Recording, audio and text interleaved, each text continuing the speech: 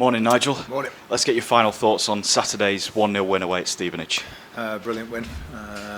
Hugely important victory for us, trying to get towards that 50-point mark. It's been coming for the last few weeks. I know we haven't won, but we've been very close to those victories, and without making the silly mistakes that we've made, we would have had one or two in previous games. But nice not to make a mistake, nice to get a slight break for the goal in terms of their lad heading it down to Ryan Sweeney, and then we looked after the lead in the second half. But I'd like to play a little bit more positive than we did in the second half, but I think that was mainly down to them upping it a gear and forcing us back.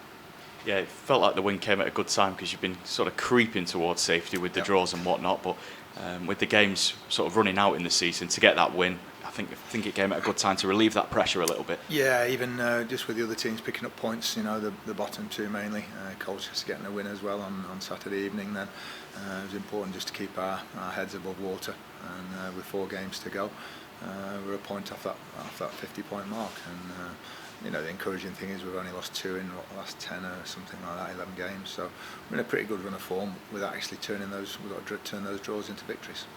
Yeah, and Scunthorpe at home tomorrow, it gives you a chance to secure your safety in League 2 for next season. Yeah, it does, and that's the incentive in a nutshell. That's it, and we'll be saying to the players, as warm as it's going to be, and a tough game on Saturday in the heat, every ounce of what you've got on Tuesday night, and we can get over that line. What are you expecting from Scunthorpe United? They're a good side, and when we played them early in the season, I think first of all it was one of the first games in the EFL Trophy, and then again in the league. I think Neil's done brilliant with them to get them to that position that's similar to us, because they were another team that looked as though they could be sort of dragged into it, and then they get a few good wins and and slip back, very similar to ourselves. So, but they're a good solid side set up to break, and they have players that can hurt you on the break. Both sides are just shy of that 50-point mark as well, so both of the teams will be playing with that similar incentive, won't they? Yeah, they will. They'll be saying exactly the same, I think. Come on, we've got an opportunity. Let's not take it down to the last 3 games, because we're both, everybody outside says, "Oh, you're there now, you're safe now," but when you're actually in it, you don't feel like that. And these sets of freak results can happen in the last 3 or 4 games of a season. So we want to make sure that whatever happens elsewhere doesn't affect us. With all that in mind, Nigel, what do you think you'll need from your players to get that result that you're looking for? Just what we saw on Saturday, in terms of certainly no mistakes at home, and a clean sheet. And I always fancy us to create chances and score.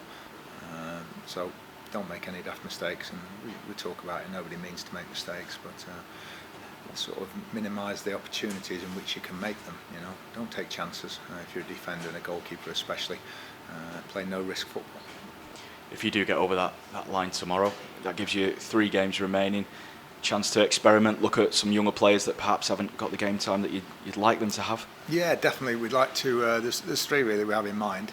Jamie Pardington, who's come in on loan from Wolves, has done very well for us in training. Sat on the bench a few times. If we can, we'd like to get him a game before the end of the season. And then there's James Clark and Jayden Charles, 2 young fullbacks, who, if we'd have been in a better situation, would have probably played before now. It's difficult to throw them in, youngsters, into when you're fighting relegation. And that's the biggest thing. We should have been safe. Our performances, we should have nicked a few more results, and we should be over the 50-point mark now, and then we'd have been able to do these things in the last couple of matches. And just lastly, Nigel, any injury news ahead of tomorrow? Stephen Quinn's the main one.